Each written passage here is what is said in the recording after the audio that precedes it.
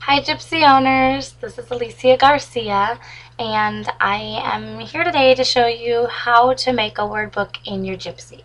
Some people were concerned that they wouldn't be able to do this because there isn't a multi layer function. You don't have the ability to have multiple mats open at one time like you do in Design Studio. And there is actually a feature on the Gypsy where you can save a template and you can use it in order to build pages after. So I've been working on Disney stuff. So I'm going to do a little Disney mini album that says magic on it. And the first thing that you'll need to do is go ahead and create your project of like what it would look like when it was all done. So I know it's difficult to see, but I actually have, this is the page, and I've chosen a rounded square from Georgian Basic Shapes, and then I have the word magic and some Mickey ears up on top. And let me just zoom in so that you can see a little bit closer. You can see there are my letters, and here I've actually chosen the shadowed feature. So I'm working with the shadow of the letter.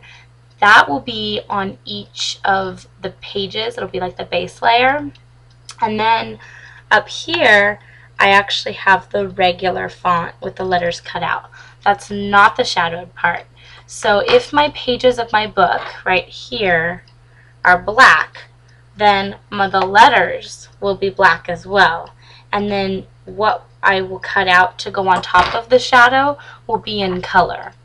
And so I'm going to probably have those letters be red. Okay, so what I've done is I just did one layer.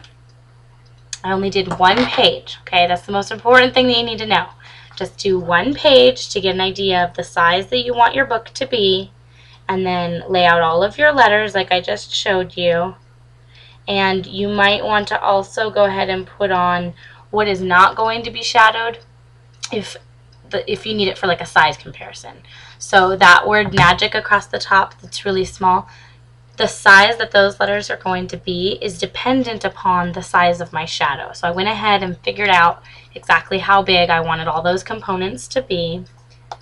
And now I'm going to go ahead and save it as a template. So what I'll do is I'll click here on this side button, and I'm going to go to open or save as, and the save as button is right there, and a menu comes up and I can save it. I'm going to save it as magic.wb for word book, and then click OK. And now I'm going to go ahead and go back to that button, and I'm going to go to open as a template. I know it's really blurry, but this is where I'm going to go. And as I look at all of the things that I've created in my Gypsy so far, I'm going to find magic.wb for my word book, and a little image is displayed here, like a little sample, and I'll click OK. Now if you look, I know you won't pick it up very well here, but the lines that I'd previously made are gray and they're really light. Almost what it looks like when you're in Design Studio and you've hidden a contour or you've welded things together, that gray line that's in the background kind of, but it still shows you that it's present. That's what it looks like on the screen then at this point. So now what I'm going to do is this page is just going to be my letter M. Okay, that's all I'm going to do, just one page at a time.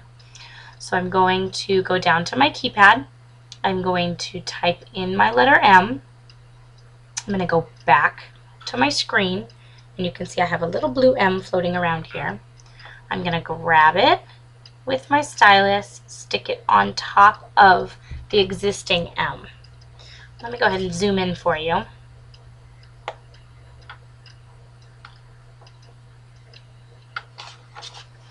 So here you can see that there's the gray lines in the background. That's my template. Anything I do on this screen right now is not going to affect my template at all. So I can always go back and change something on the template if something's not quite working out. Now, I also have a smaller little shadow M lying on top of it. I need to make it the right size.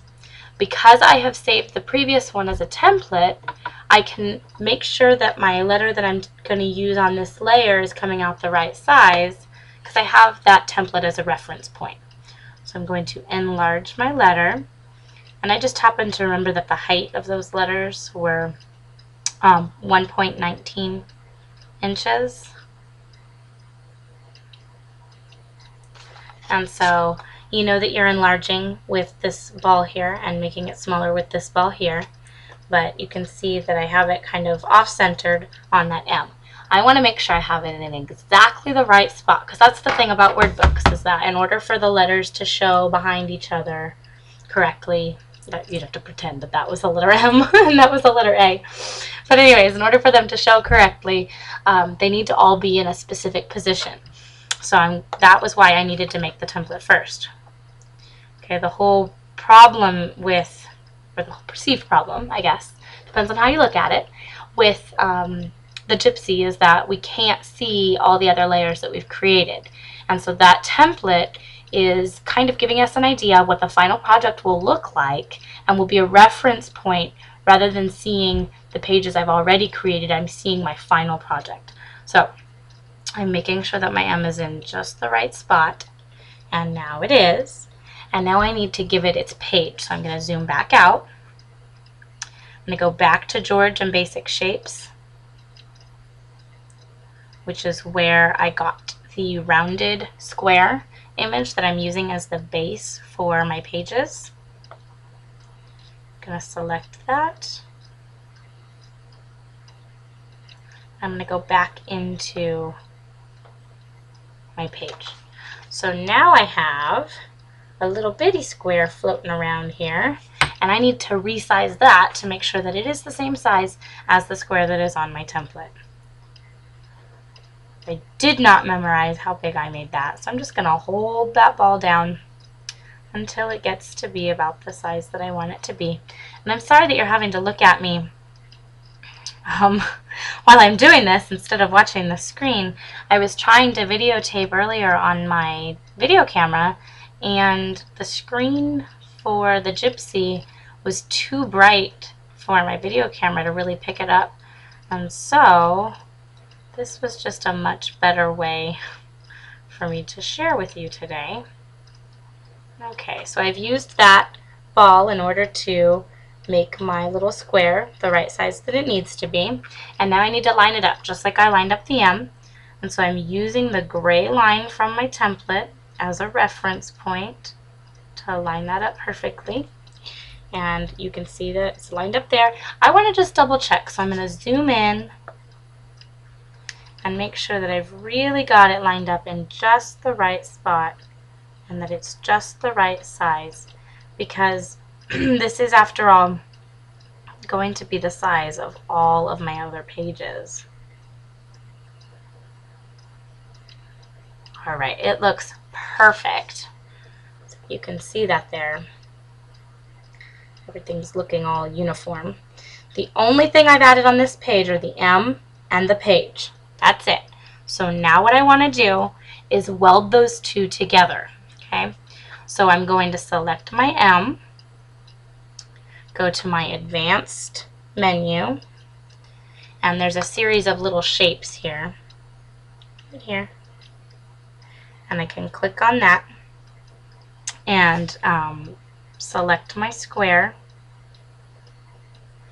and click weld on that. And now, if you can see that, I would love for you to be able to.